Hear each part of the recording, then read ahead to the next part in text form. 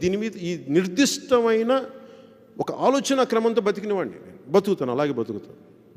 నాకు తన మన భేదం లేదు. నేను అనుకున్న గోల్ని నేను సాధిస్తాను అంతే. ఏంటి నా గోల్?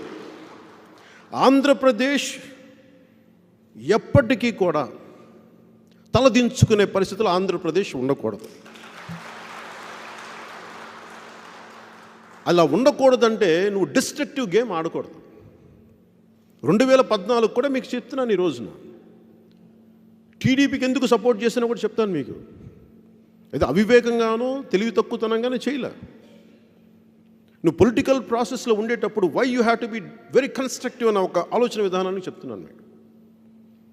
మీరు పార్టీలు ఎన్నైనా పెట్టుకోండి, ఇబ్బంది లేదు, బట్ నిలబడాలి. నేను ఒక మాట చెప్తే అది కూడా ఒక చాలామంది లక్షలాది మందిని, కోట్లాది మందికి రీచ్ అవ్వగలిగి లక్షలాది మందిని ప్రభావితం చేయగలిగి